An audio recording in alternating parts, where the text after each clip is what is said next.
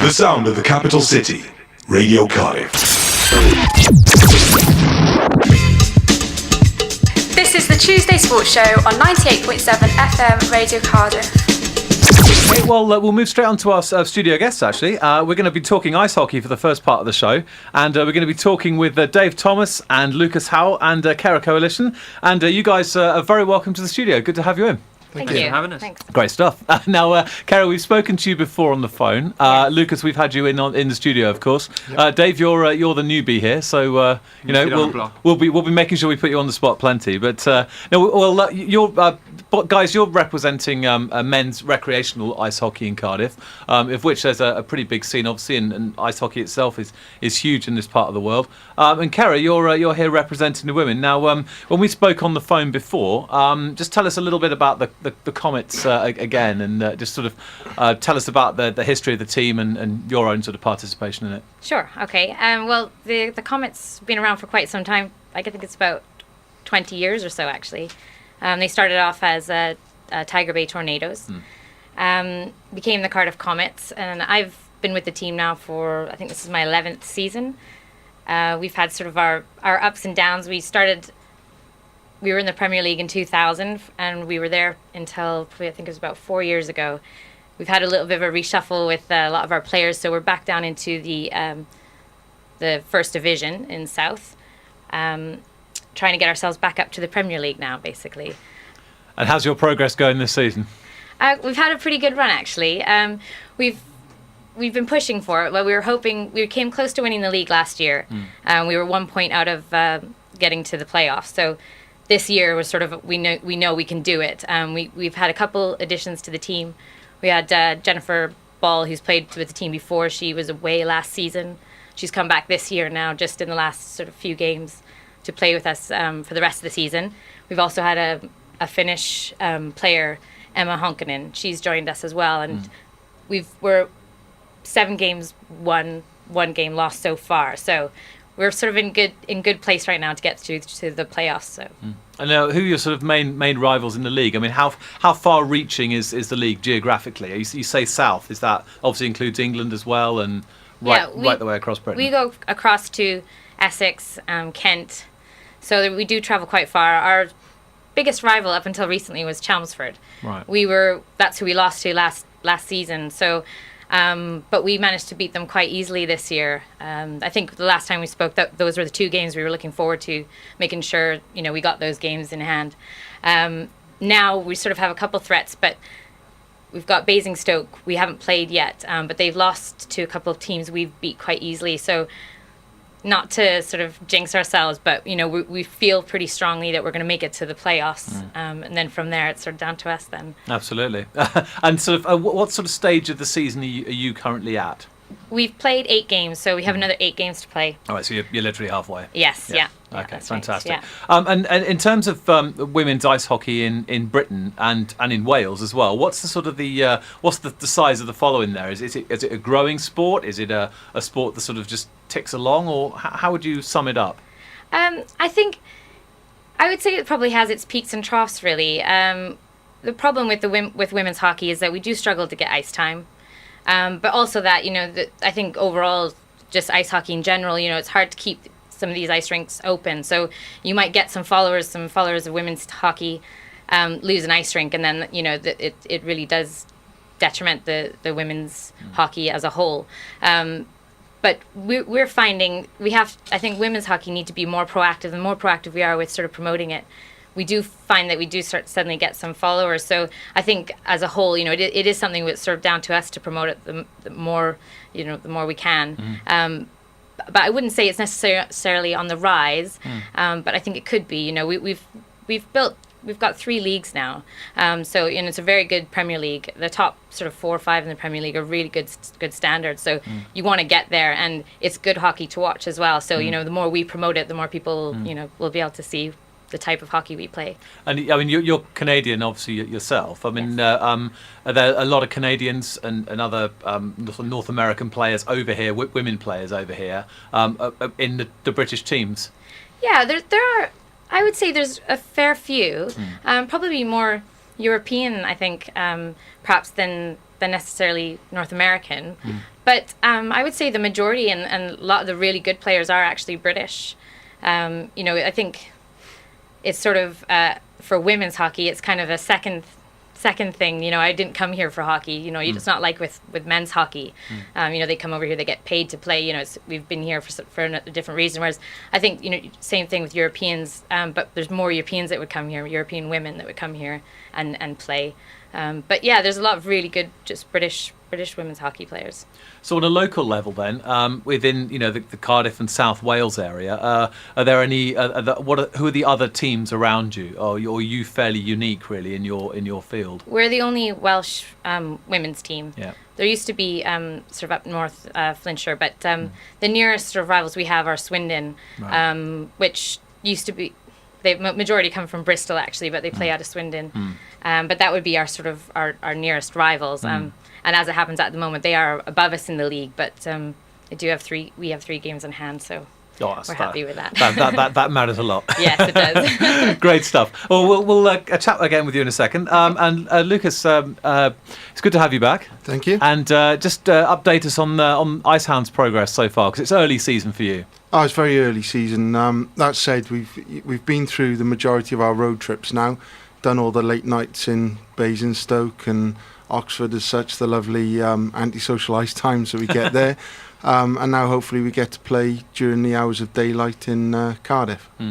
And so far then, how's things shaping up? It's been a mixed bag for us. It's been a strange season, to be fair. Our first few seasons in the Southern Conference, our initial season, we were surprised at how well we did and built on that the following season. We've had a different experience this year, to be fair. A lot of teams have upped their game, I think, and it's making it more than a 2-horse race in the West for us. Whereas before it was us and the Army Air Corps. We're halfway through the season and it's kind of anybody's game at the moment. And of course, next up for you, it's the Eagles. Yeah, definitely. And the man next to you, Mr. Dave Thomas, you're the coach of the Eagles. General manager. Manager. I'm not qualified enough to be a coach on the ice. I just do the stuff off the ice. Okay, fair enough. Well, excuse my faux pas there. No worries. But tell us a little bit about the Eagles, because you're a new guest to the studio. Tell us a bit about the team's history. Yeah, the Cardiff Eagles were formed in the old Welsh National Ice Rink about 8-9 years ago. And they were formed by a professional player from the Cardiff Devils organisation. And the idea was to give beginners, parents of children who play the sport and rink staff the opportunity to play at a recreational standard. And it's really grown from that. We began being called Eddie's Eagles after our coach. And when our coach went back to North America, we renamed ourselves Cardiff Eagles when we went into the new rink down the bay. And it's developed from there. We've picked up various players at various standards, but it's still the underlying have fun attitude, the same as it is with the Icehounds and the Comets. We're all in it for fun. So. Yeah. Well, I mean, this is one of the things, isn't it? Because we're a community station. This is kind of our hobby, isn't it, Hughes? We take it very seriously. Very seriously. Very seriously indeed. But especially towards the awards time. Very much towards the awards time. Yeah, those online polls are a very, very serious matter, as you might have noticed on Twitter, listeners. But the thing is, I suppose it's about getting people involved on a local level, and what is the uptake like at the moment, both in the women's game and in the men's game, but equally at girls and boys level. What's the current state? For us, actually, we've had a really good year for newbies coming on with us, and for us, we let everyone come on, train with us, and give it a go. I think the more people that try it, the less afraid they are,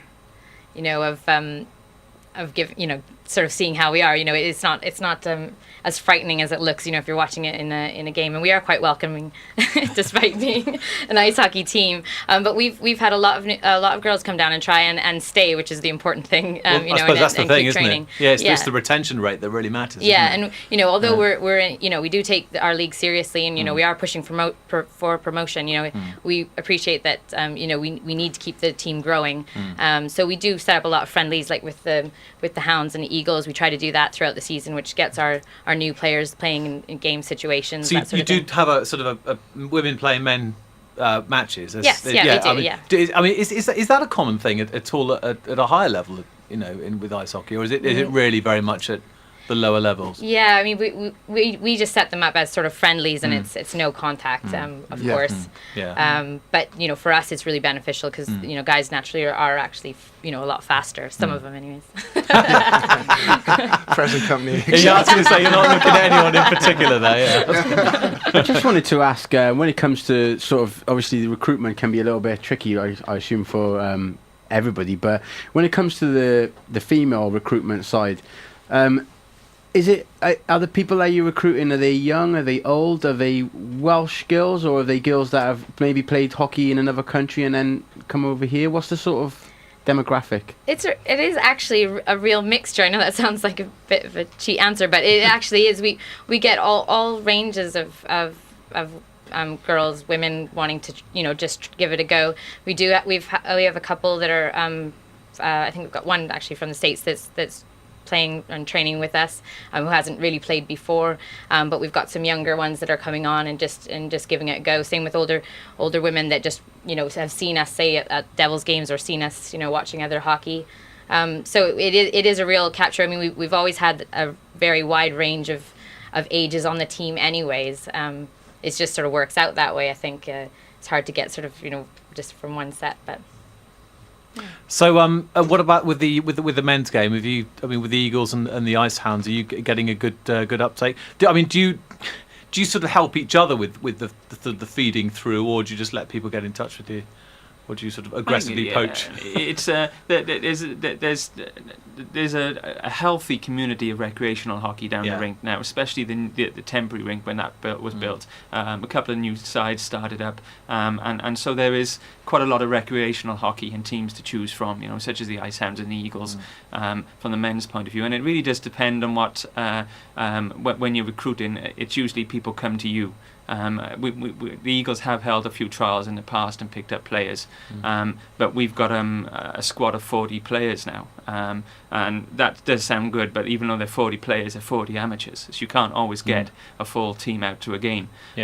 So we always look at recruitment, and the final word lies with our coach in the Eagles. We'll invite the person down if they show interest, and we'll let them know whether we're interested in signing them up, or whether they should go to a learn to play program, or take skating lessons, or whatever it might be, to improve their level of play before they come back to us. So, probably get a couple of emails a week inquiring. But out of those couple of emails a week, most of those players I send to a learn to play program, because most of them are people who want to start up. And the Southern Conference is a non-contact league, but it's a level where you can't really introduce beginners into it, so they have to go through professional coaching and ice skating coaching first, and then come back and we'll talk, sort of thing.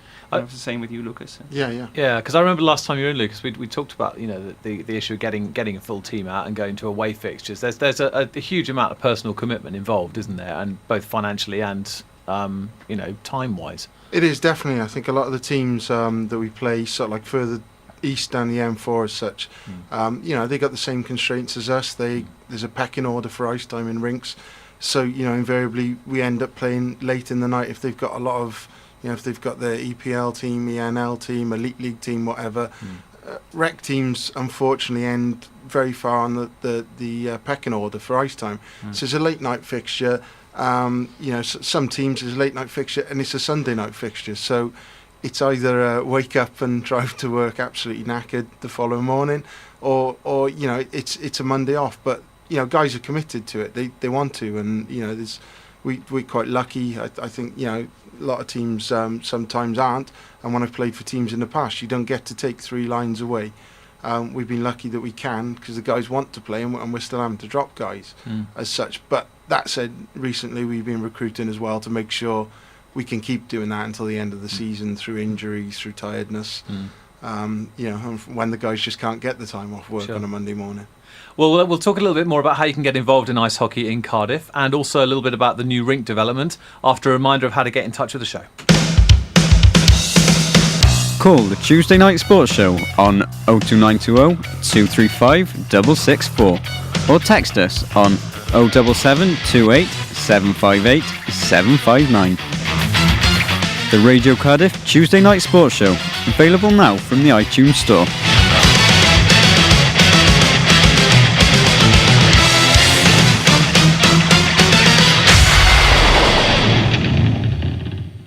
Okay, so welcome back to the show. It's 7:23, and we're here with Dave, Kara, and Lucas from the Comets, the Icehounds, and the Eagles, respectively. I've got to remember all this because my iPad has just turned itself off. So if I got your names wrong, then that would have been profoundly embarrassing.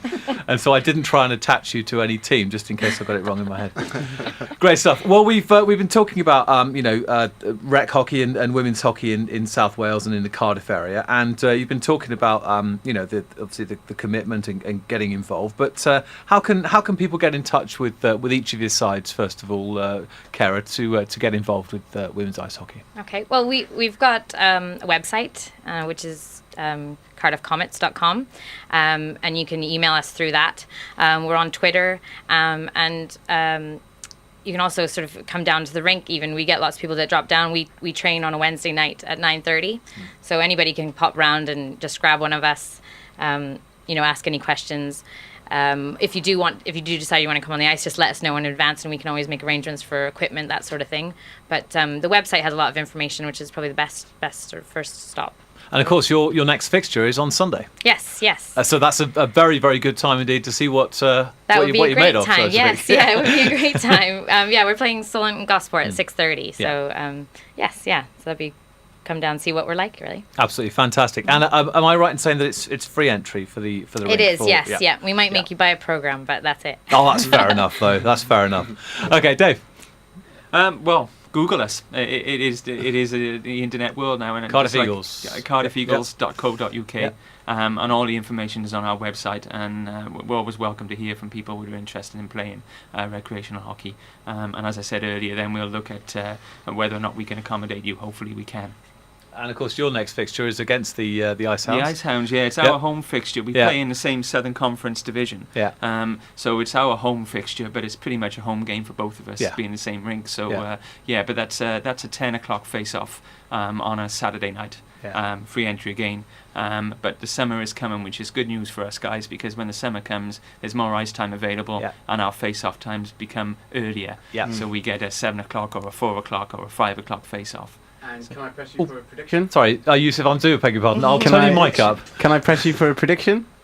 Well, I don't know. I won't be playing. I don't play a great deal these days. I train a lot just to keep it fit. But I leave it to the younger guys to play these days. I think it'll be a tight game. I think because both sides have got good players. Both sides are keen and professionally organised. So I think it'll be a close game. I've got to say for there's the not Eagles that much will win. room in here. So can you take your fence with you? And yeah. No, I'm going to say the Eagles will win because I've got to say that. I'm not. But I say it will be close. There'll be 1 or 2 goals in it. Maybe say I don't know 5-4 to the Eagles. I'll say.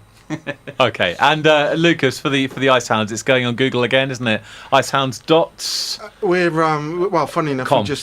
we kind of just rebranded. Yeah, we lost our web hosting of our old website, which was to be fair built when the guys weren't very organised. No offence to the guys who did it, but it was a mate of a mate who set it up, that kind of thing. Yeah. So now we're Icehounds, CardiffIcehounds.com. Yeah. And we got links on there to our Twitter and our Facebook. And yes, we're obsessive Twitterers as well. I've noticed this. Yeah. This is sort of how we got in touch in the first place, isn't it? Yeah. The other thing I was going to say, we've got some of the roller derby girls coming on in a couple of weeks' time, and I know that when it comes to sort of skate sports around this area, there's a great relationship, isn't there, with the men's and the women's sides from all, so whether it's street hockey, whether it's ice hockey, whether it's roller derby and stuff. I mean, there is a huge sort of collective spirit, isn't there, amongst you all? There is, I think. It comes from a lot of the guys who play ice hockey now. Guys that have returned to ice hockey in the new rink or have been playing all the way through, or even some of the younger guys and girls.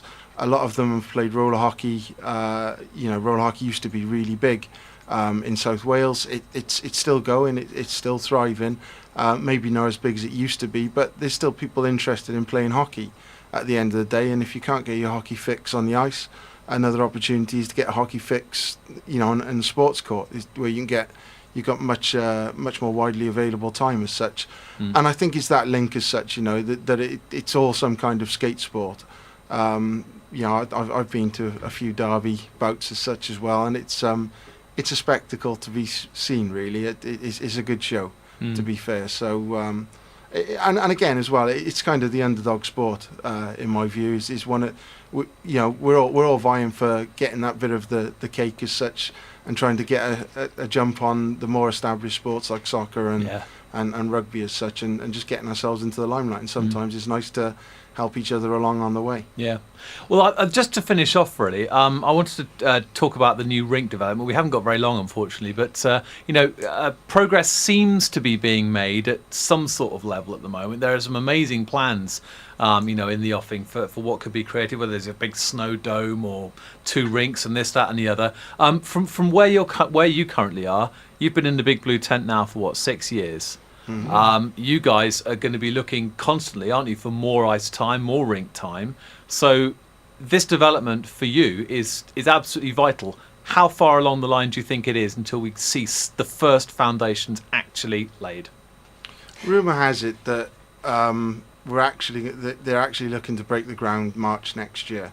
Obviously, that's dependent on planning permission, but I think it's a political hotbed. You know, the council has already had to pull out of one contract, you know, for a lower standard ice rink is what we all saw it was. Myself and Dave went to a presentation with Helium 101, I think it is, the developer, which is part of Greenbank, and they seem pretty confident that everything's going to go pretty well. You know, they're working on the housing development down there now, trial holes and piling and stuff. So fingers crossed that date of March, hopefully, you know, we hope is going to be the time that we see something exciting happening in Cardiff. I mean, it's vital, isn't it, Kara? Not only for the men's game, but for the women as well. Especially as you're the only side, and you're going to want to expand your game. Yes, yeah. It's probably, possibly, even more crucial for yourself. Oh, most definitely. You know, it is harder and harder to get the right ice time that's going to attract newer players. And you know, it is essential. Speaking to the rink just this week, they've said they're completely booked up until August now. There's no spare ice time for games at all until August. So, you know, I think just as a whole ice hockey community, it's a must. It has to happen, you know, and otherwise it's going to kill off the sport. You know, we're trying to promote each and everyone's team and get more interest, but you know, without the ice time, there's, you know, we haven't got anywhere to go. But you know, certainly for women's, you know, we would love to have a junior team, but we don't have the ice time to really offer that as a separate, you know, training session. We've had a text through for you, actually, Kara, from Paul Puckman, and it says, is women's ice hockey competitive? And what are the ticket prices? Well, we've done one of those. Yes, yeah. It's very competitive. I think that's one thing that we've always sort of we've always pushed. You know, we do take it very seriously, and I think if anybody met any of us girls, you'd know. You know, we will compete against any of the guys' teams as you know, as much as we can. We're, you know, I think that's how we get into that sort of sport. We have to have that kind of competitive nature to play such a fast-paced, you know, aggressive sport. Interpret this one as you will. Oh no. Who is the fittest player in the team? There's no name attached to this one, and this is a family show. It does say both of the texts do start the same message for Kara, so I've got we may be able to point a finger here, you know, sticking our neck out. I don't know what to say. Maybe this is an answer for you guys. You know the team. Now they're even under more pressure. Because you're not getting out your prediction either. We still want your prediction, we want the answer to this question maybe even more. Yeah. I can't be drawn. There might be issues here, and you know. Oh dearie me, we're going to have back in. Yeah, Kara's fantastically fit. I'd say. Yeah, here. Fantastic. And predictions, though. This is the important thing. Yeah, we still, you know, it's not fair. We put him under a lot of pressure earlier on with the prediction, and you thought you were going to get away with it. Yeah, but come on, I want a Lucas. prediction from you too. I wanted to get away with it because, you know, before, not being cocky, I would have thought that it'd be a close game, but we'd take it. On recent form, admittedly, we're on the back of a game against Swindon last weekend where we lost on penalty shots in the end. It really could be anybody's game. I go 5-4 to us then. So the money's got it on 5-4, but we don't know which way. Oh, there we go. Yeah. There we go. Fantastic. Well, it's been an absolute pleasure having you in this evening, and I wish you could stay for the whole show. And you can stay for a bit longer if you like. You're very, very welcome to. But we are going to move to the ads now, which we have delayed so that we can get your predictions in, which is very, very important, and also discover whether Kara is the fittest in the team. But there we go. Brilliant. Well, thank you so much, Kara, Dave, and Lucas for coming in. And please do come in again and send us your match reports and press releases, and we'll do our very best to put them onto our blog so that people can keep in touch. And also we'll put some specific links as well to your team's websites on there for you. Thanks for having us. Yes, thank you. Absolute pleasure.